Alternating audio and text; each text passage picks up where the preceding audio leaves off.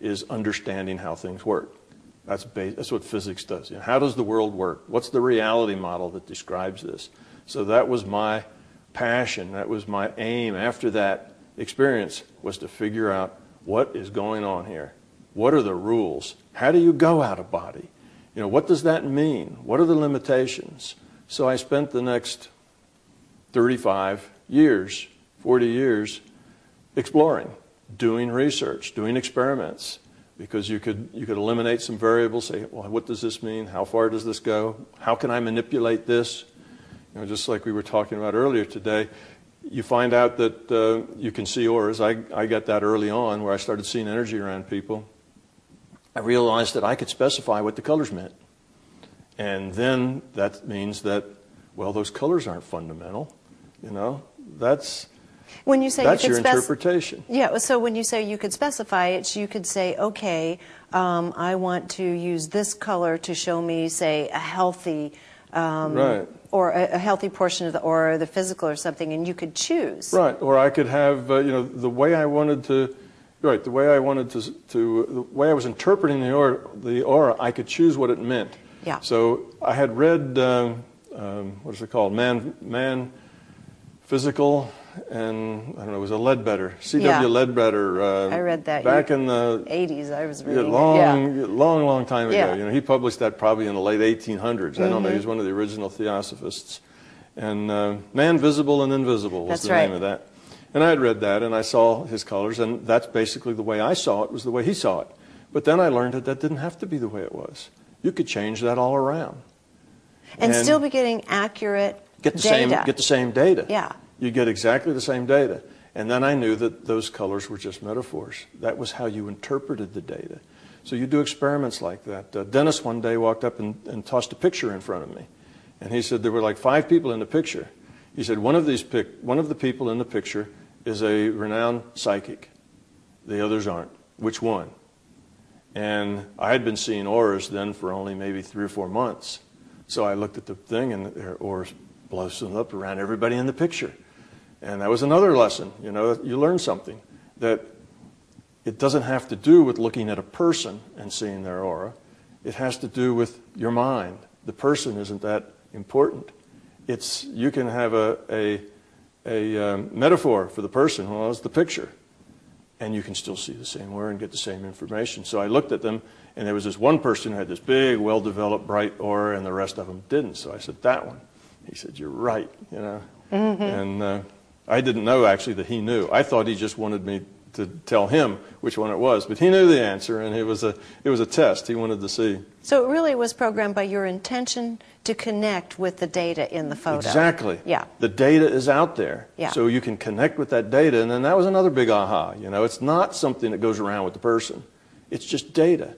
And you can connect to it. And you can get the data to present itself in whatever format you want. So as I experimented with these things and you know, learned more and more about how it worked and what didn't work, I realized that basically everything was interpretation. That reality is personal. It's not objective. You interpret it based on what's inside of you, your experience. That's how you interpret it. And if to you bright red zigzaggy things indicate fear or anger, then that's a good interpretation for anger, say. Dark colors, you know, we have this, you know, these general ideas about things. You know, the cowboys in the white hats are the good guys, and the black hats are the bad guys. So the stuff that's bad or evil or not good, well, we make it dark. The stuff that's good and wonderful and lovely, we make that light. That's just kind of natural. But then I found out that you didn't have to do that. You could do it just the opposite if you wanted. You could work on your healing and make all the good stuff black. And then I realized that was very helpful, because if you were looking for just a few cancer cells loose, say after an operation, and see whether they got it all, you could go in and you could say, I want all the healthy stuff to be black, and I want those cancer cells to be bright white, just glowing. You can see a white spot in a black background much, much easier than you can find a tiny black speck in a white background. Right. You see, it makes a big difference. You turn it into a negative, so to speak, Basically, for your own convenience, so that you can view better. So then I kind of learned out. I said, hey, these are just tools. Yeah. This white light and putting light on a subject, you know, that's just metaphors and it's just tools. So it was my own research, it was my own experimentation that allowed me to basically understand something about how the reality worked. And the more you understand, the easier it is to understand more. So it just works that way. You know, the more you know and the more it works. Now, you can't just take one data point and come to a conclusion. You have to do this a lot of different ways. It has to be consistent. If it's not science. You know, you're just making things up because it's a good explanation for what you saw. That's not it. Science, you have to do this 10 different ways. You know, you have to slice it and dice it from all different angles, and you have to have consistency. If you can make it black instead of white, can you also make it red and blue? Does it matter? Can you make it change? You know, can you make things that are diseased change colors? You know, be rainbow colors. Can you make them pulse on and off? And you can do anything. It's all your intent, how you want to see it. You're interpreting the data. It's how you want to interpret that data. So our reality is personal. It's how we interpret the data, what we make of it. So two people may get the same data but have different interpretations. Well, that's because they live in separate realities. We all live in our own reality. Yeah, and this is something, I mean, you had to really dive headlong into the field of quantum mechanics to really start making sense of a lot of this, because none of what you were discovering really fits any classical scientific model. No, it doesn't. And it took me a while before I understood what was going on. You know, and the thing that was nice, once I got some aha moments and things were going on, and I got some help too, you know, because ideas would pop in my mind out of nowhere. So it wasn't just all me, you know. Yeah. I was getting some help from my non-physical friends. Yes. And when I finally got the moment that I understood, you know, just everything kind of fit together. It all comes together and you say, aha, you know, I see how it all works.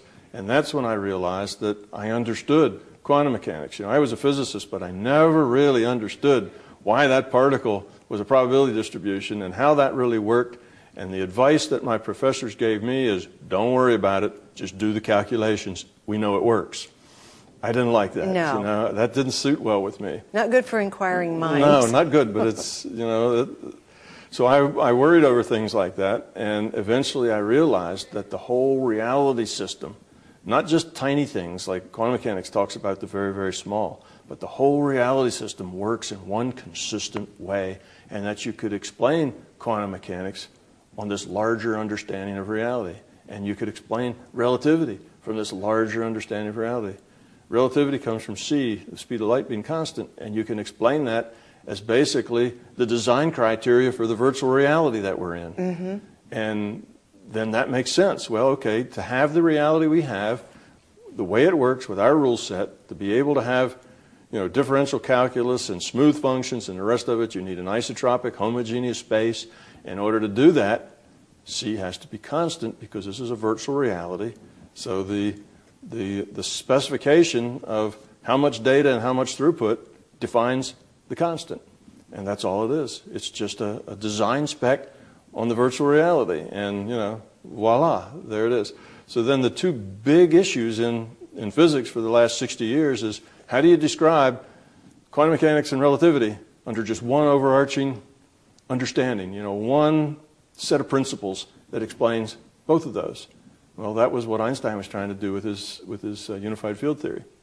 Suddenly they just fell out, and I could see where they were both coming from the same. You know, it's not like you had a separate explanation for both. One explanation and they both fall out. Well, now that's good physics, you know. So then you kind of get the idea, well, if this thing explains physics and it explains metaphysics, maybe it's got something going for it, you know. And this is my big toe. This is my big theory toe. of everything, toe. Yeah, of course, toe, theory of everything, is a term of physics. You know, Yes. Einstein was the first really scientific toe, theory of everything, and that was unified field theory, and that didn't work out for him. But it's big because it takes in metaphysics and philosophy and theology as well as physics, and it's mine not because I'm proud of it, but because if you don't have the experience, you don't own the experience. And this is really big for you because you're telling, I mean, yes, you can lecture and explain theory and so forth, but you also have a practice element, say, to conferences like this. But you're also saying at the same time, there is no guru or anyone else who can shift your consciousness. This is still a practice